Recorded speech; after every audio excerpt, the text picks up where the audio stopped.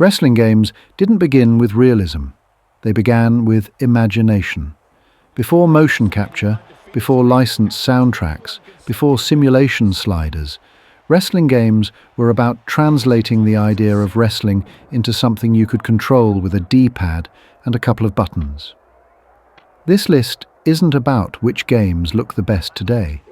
It's about which games felt right at the time and why they stayed with us.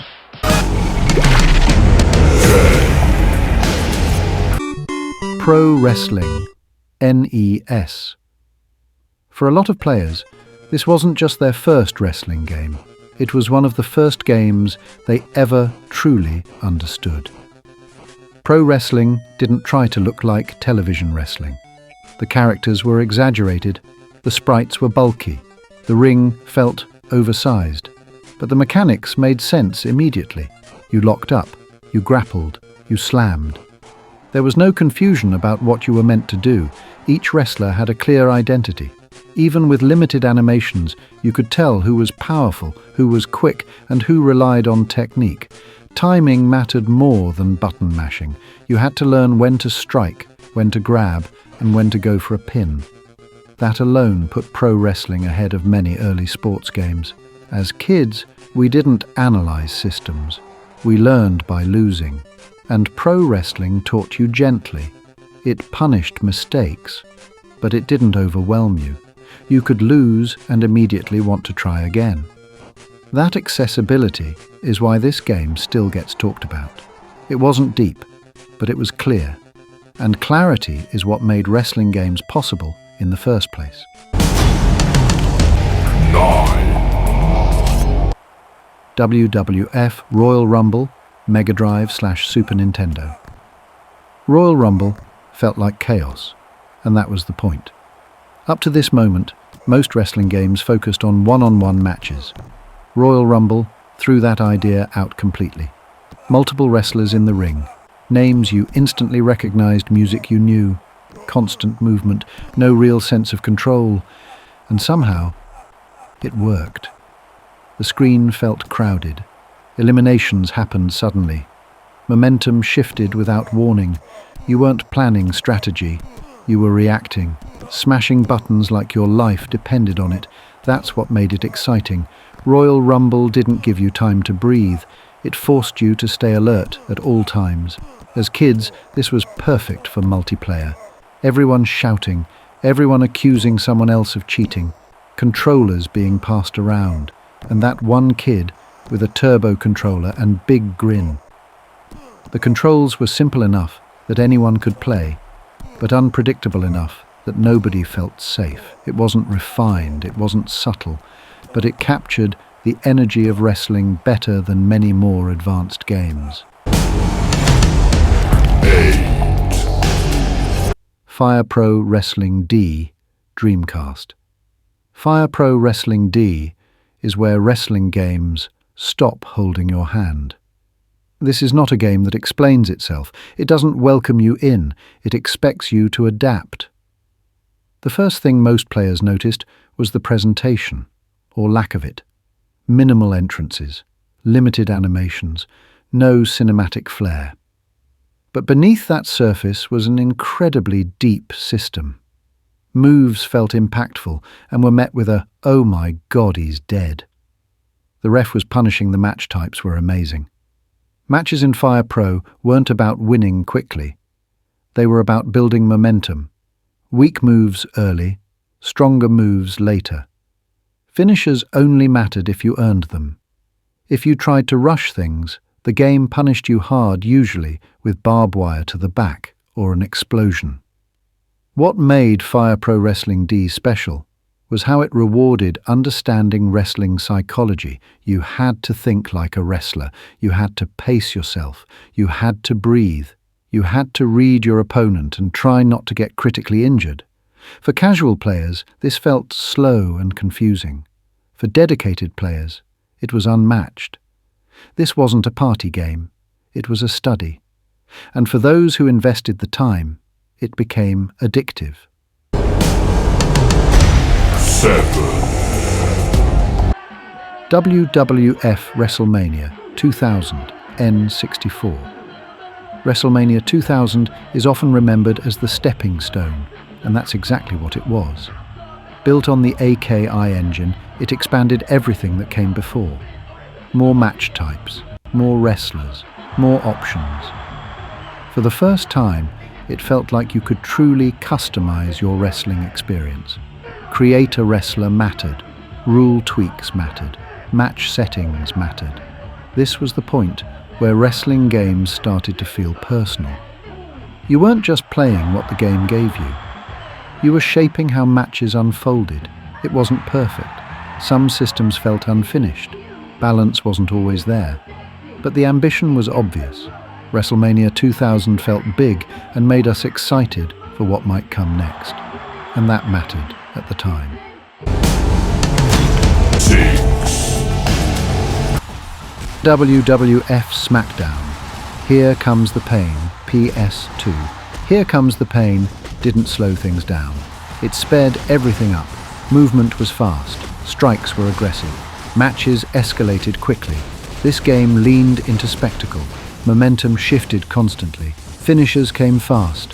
Weapons were everywhere. It captured the chaos of early 2000s wrestling perfectly. Controls were responsive.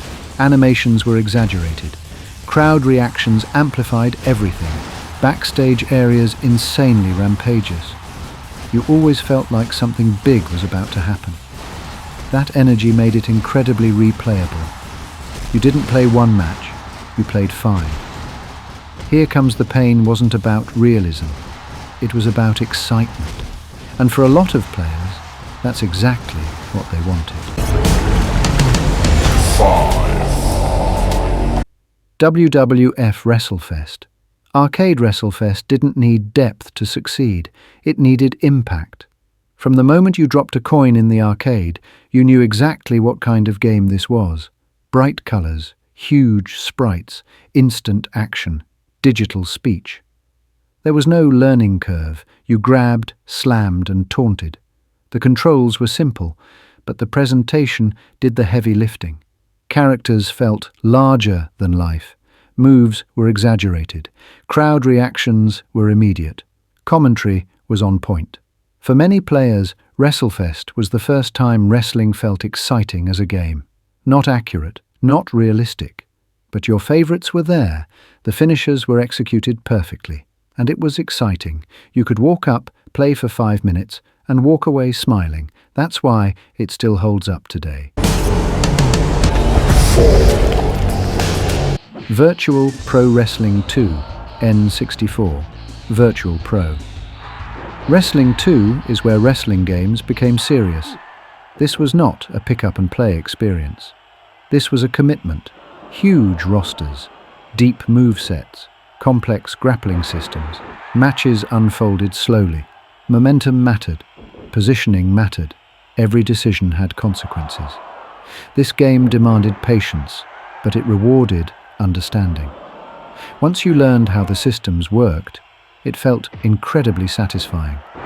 You weren't just performing moves, you were working a match. Virtual Pro Wrestling 2 wasn't flashy, but it was intelligent. And for players who wanted depth above all else, this was unmatched. 3. WWF SmackDown 2, Know Your Role, PS1. This is the game a lot of people lived with. Huge roster, multiple modes, fast, responsive gameplay. SmackDown 2 struck an incredible balance. You could jump in casually, or you could sink hours into season mode. Controls were simple, but they allowed for creativity. Reversals felt fair. Momentum built naturally. Presentation was cinematic. Entrances built up excitement. This was the game where wrestling nights stretched far longer than planned.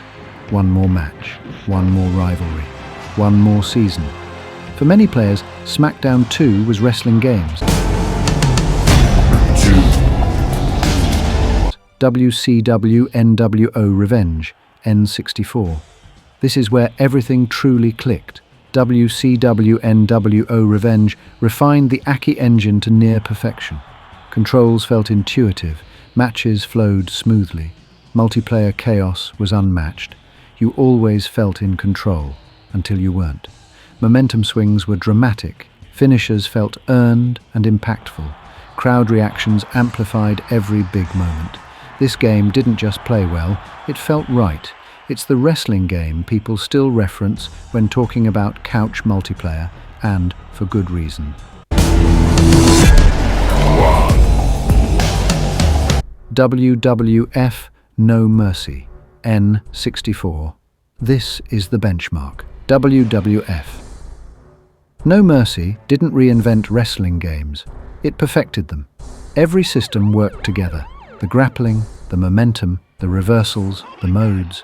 Career mode felt meaningful, matches felt unpredictable. Multiplayer was legendary. The roster was huge and varied. You felt each and every move in your bones. You could play this game for years and still discover new moments. No Mercy respected the player's intelligence. It didn't rush you. It didn't overwhelm you. It trusted you to learn, be methodical, and savor every moment. And that trust is why it's still played, modded, and debated today. Honorable mentions: Saturday Night Slam Masters, Super Nintendo. This felt like arcade wrestling brought home. Fast, colorful, and instantly fun. Perfect for quick matches and nostalgia hits. Power Move, Pro Wrestling, PS1. Often overlooked, but surprisingly solid for its time, it tried to balance realism, presentation, and accessibility at a time when many games struggled. WCW vs. the World, PS1, deep mechanics for its time, big roster to pick from. A little rough around the edges, yes, but rewarding if you stuck with it. WrestleMania. The arcade game completely ridiculous and completely unforgettable. Wrestling as a cartoon fighting game. It shouldn't have worked, but it did. Retro wrestling games weren't about perfection. They were about moments. Big slams, sudden reversals, friends shouting at the screen. They didn't need realism to feel real and in your face. They just needed to be fun. And that's why we still remember and play them today.